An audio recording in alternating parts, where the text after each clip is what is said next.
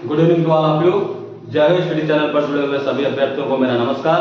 आज हम लोग पॉलिटी के जिस टॉपिक पर चर्चा करने वाले हैं, ये भारत की स्थायी कार्यपालिका का एक बहुत ही महत्वपूर्ण अंग माना जाता है, भारत के महालेखा एवं नियंत्रक परीक्षक। इस टॉपिक के बारे में हम लोग आज चर्चा करेंगे, जिसका उल्लेख भारतीय संविधान के भाग 5 और आर्टिकल 148 से लेकर आर्टिकल 151 तक इसके बारे में विशद व्याख्या की गई है। तो सबसे पहले चर्चा हम लोग करते हैं आर्टिकल 148, क्योंकि आर्टिकल 148 में ही महालेखा नियंत्रक परीक्षक के बारे में विस्तृत चर्चा कर दी गई है। उसके बाद 149, 150 और 151 में उसके कर्तव्यों के बारे में भी बताया गया है। तो सबसे पहले हम देखेंगे आर्टिकल 148। आर्टिकल 148 में लिखा गया है भारत के महालेखा नियंत्रक परीक्षक। वैसे देखा जाए तो भारत के महालेखा नियंत्रक परीक्षक वाला जो पद है, ये सबसे पहली बार 1858 में जो भारत शासन अधिनियम 1858 आया था, उसी में भारत सचिव को ये अथॉरिटी दी गई थी कि वो कैग की नियुक्ति कर सकता है। लेकिन जो अपने यहाँ कैग का पद है, वो कैग का पद भारत शासन अधिनियम 1935 से प्रेरित है। अब हम आते हैं कि कैग की नियुक्ति, कैग की योग्यता, कैग द्वारा दिलाई जाने वाली शपथ और उसको पद से हटाया जाना और उसका कार्यकाल, इसकी चर्चा हम लोग बारी बारी से करेंगे।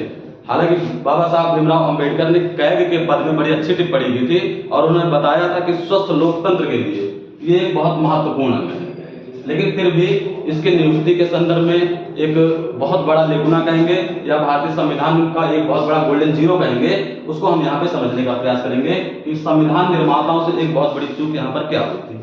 जैसे देखते हैं योग्यता के क्रम में हम ये देखते हैं कि योग्यता के निर्धारण की जिम्मेदारी संसद के पास दे दी गई है, यानी कोई व्यक्ति कैग बनेगा, इसकी जिम्मेदारी को कौन तय कर रहा है? संसद तय कर रहा है। और संसद ने कैग डीपीसी एक्ट 1971 का सहारा लिया है और आमतौर पर इस समय जो प्रक्रिया चली आ रही है कि कोई सीनियर आईएएस अधिकारी ही कैग बनता है। तो योग्यता की संविधान में कोई चर्चा नहीं थी और संविधान ने इसकी जिम्मेदारी संसद को दे दी और संसद ने कैग डीपीसी एक्ट 1971 बनाया। डीपीसी का मतलब होता है duty, power, service and condition. तो इसका सहारा लिया जाता है और अभी प्रक्रिया में आमतौर पर ऐसा चला आ रहा है कि जो एक सीनियर आईएएस होता है, जिसको अर्थव्यवस्था या अर्थशास्त्र के संबंध में विशेष रुचि या विशेष ज्ञान होता है, उसी को इस पद पे नियुक्त कर दिया जाता है। अब हम आते हैं नियुक्ति में। सबसे बड़ा गोल्डन जीरो यहीं पे समझ में आएगा भारतीय राज व्यवस्था के संदर्भ में। जैसे हम देखते हैं कि राष्ट्रपति जो है इसकी नियुक्ति करता है। अब कैग का कार्य होता है सरकार की अकाउंटिंग और ऑडिटिंग करना। तो जब अकाउंटिंग और ऑडिटिंग करना इसका काम है, और किसकी अकाउंटिंग और ऑडिटिंग करेगा? सरकार की करेगा। और इसकी नियुक्ति में कौन आगे आ रहा है? राष्ट्रपति। और राष्ट्रपति किसकी सलाह पे करेगा? मंत्रिपरिषद की सलाह पर करेगा। और एक कैग काम क्या करेगा? सरकार के द्वारा ही खर्च किए गए रुपयों की जांच करेगा। तो कुल मिलाकर जो रुपयों की जांच करेगा, और किसके रुपयों की जांच करेगा? सरकार के रुपयों की जांच करेगा। और जो इसकी नियुक्ति का प्रोसेस है वो कहां से आता है? मंत्रिपरिषद की तरफ से ही आता है। यानी मंत्रिपरिषद उसी व्यक्ति को ऑथराइज करती है जो उसके खर्चे की जांच करेगा। अब हम आते हैं शपथ, यानी कैग को शपथ कौन दिलाएगा? तो कैग को शपथ दिलाते हैं भारत के राष्ट्रपति। तो शपथ दिलाया जाएगा राष्ट्रपति के द्वारा, इसकी नियुक्ति की जाएगी राष्ट्रपति के द्वारा और इसकी योग्यता पर कोई चर्चा नहीं की गई है, जिसका निर्धारण संसद स्वयं करती है। और संसद ने कैग डीपीसी एक्ट 1971 का सहारा लिया है। अब चर्चा करेंगे पद से हटाया जाना, कि इसको पद से कैसे हटाया जाता है। तो इसको पद से उसी प्रकार हटाया जा सकता है जैसे सुप्रीम कोर्ट के न्यायाधीश को हटाया जाता है। अब आपको पता है कि सुप्रीम कोर्ट के न्यायाधीश को कैसे हटाया जाता है। सुप्रीम कोर्ट के न्यायाधीश को जो हटाने की प्रक्रिया है वो महाभियोग जैसी प्रक्रिया अपनाई जाती है, जिसमें लोकसभा के तकरीबन 100 सदस्यों के हस्ताक्षर और राज्यसभा के तकरीबन 50 सदस्यों के हस्ताक्षर वैसे प्रस्ताव पर होने चाहिए, यानी महाभियोग प्रस्ताव पर होने चाहिए। उसके बाद उसको दोनों सदनों के 2/3 बहुमत से पास कराना पड़ता है, तब जाके ये अपने पद से हट पाते हैं। कुल मिलाकर इनको पद से हटाने की जो प्रक्रिया है बड़ी जटिल प्रक्रिया रही है। अब हम आते हैं इसके कार्यकाल के संदर्भ में। महालेखा नियंत्रक परीक्षक का जो कार्यकाल होता है वो 6 वर्ष या 65 वर्ष होता है। कहने का मतलब इसमें जो भी पहले आएगा, अगर मान लीजिए कोई व्यक्ति 54 वर्ष की आयु में पद पर बैठ गया तो 60 साल में रिटायर्ड हो जाएगा। कहने का मतलब 6 वर्ष पहले आ जाएगा। अब मान लीजिए कोई 59 वर्ष की आयु में बैठता है तो 65 में हो जाएगा और 6 साल का कार्यकाल पूरा हो जाएगा। यदि कोई व्यक्ति 62 वर्ष की आयु में बैठता है तो फिर 6 साल का कार्यकाल नहीं पूरा कर पाएगा, क्योंकि 65 वर्ष पहले आ जाएगा। तो 6 वर्ष या 65 वर्ष कार्यकाल होता है कैग का। तो एक बार फिर से यहाँ से दोहराते हैं कि जो कैग है भारत के महालेखा एवं नियंत्रक परीक्षक है, इनकी योग्यता के संदर्भ में कोई चर्चा नहीं की गई है और इसकी जिम्मेदारी संसद को दे दी गई है और संसद ने एक एक्ट बनाया है कैग डीपीसी एक्ट 1971 और इसी के माध्यम से कोई सीनियर आईएएस अधिकारी कैग के पद पर नियुक्त कर दिया जाता है और इनकी नियुक्ति के संदर्भ में राष्ट्रपति ऑथराइज होते हैं और राष्ट्रपति हमेशा मंत्रिपरिषद के सलाह पर ही कार्य करते हैं। शपथ इनको दिलाता है राष्ट्रपति और पद से हटाए जाने की प्रक्रिया वैसी है जैसे सुप्रीम कोर्ट के न्यायाधीश को हटाया जाता है और इसका जो कार्यकाल है वो 6 वर्ष या 65 वर्ष तक है। अब हम लोग चर्चा करेंगे कैग के कर्तव्य क्या है। तो कैग के कर्तव्यों का उल्लेख है आर्टिकल 149 में। कैग के कर्तव्य को हम भारत सरकार के संदर्भ में देखेंगे और राज्य सरकार के संदर्भ में देखेंगे। कहने का मतलब जो कैग है उसकी भूमिका न केवल भारत सरकार के संदर्भ में है बल्कि राज्य सरकार के भी संदर्भ में होती है।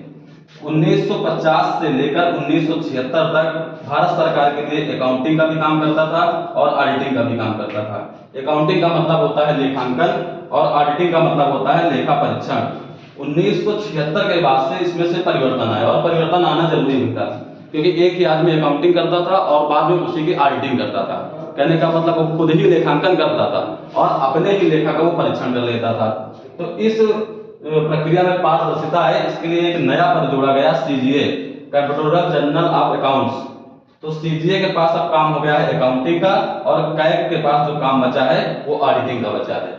यानी 1950 से लेकर 1976 तक कैग के पास अकाउंटिंग और ऑडिटिंग दोनों का काम था, लेकिन 1976 के बाद एक नया पद बना 42वें संविधान संशोधन 1976 में एक पद जोड़ा गया सीजीए। सीजीए अब अकाउंटिंग का काम देखता है और ऑडिटिंग का काम कौन देखता है, वो कैग देखता है।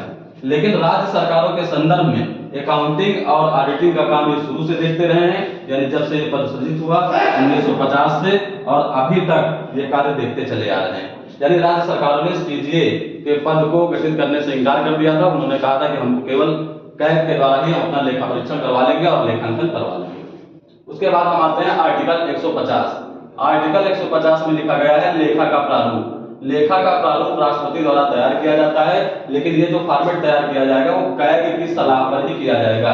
यानी कैग की सलाह पर राष्ट्रपति जो है वो लेखा का फॉर्मेट तैयार करते हैं, लेखा का प्रारूप तैयार करते हैं। अब हम आते हैं आर्टिकल 151। कैग की जो रिपोर्ट है उसको संसद के सभा पटल पर राष्ट्रपति रखवाता है। यानी कैग अपनी जो भी रिपोर्ट प्रस्तुत करेगा उस रिपोर्ट को संसद के सभा पटल पे कौन रखवाएगा, वो कैग रखवाएगा। दरअसल किसी भी अच्छे लोकतंत्र के लिए मुझे लगता है 3 से 4 चीजें बहुत महत्वपूर्ण होती हैं और उन 3 से 4 चीजों में एक पद आता है कैग।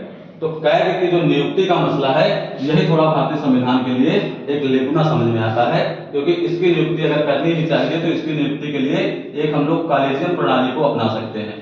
कॉलेजियम का मतलब होता है सामूहिकता का सिद्धांत, सामूहिकता का सिद्धांत।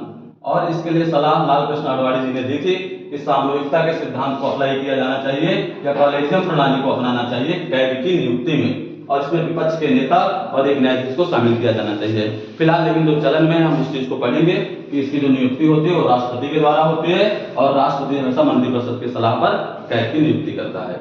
तो आज के टॉपिक में हम लोगों ने इतना कवर किया। अगले टॉपिक में हम लोग महान्यायवादी और महाधिवक्ता को कवर करेंगे। धन्यवाद।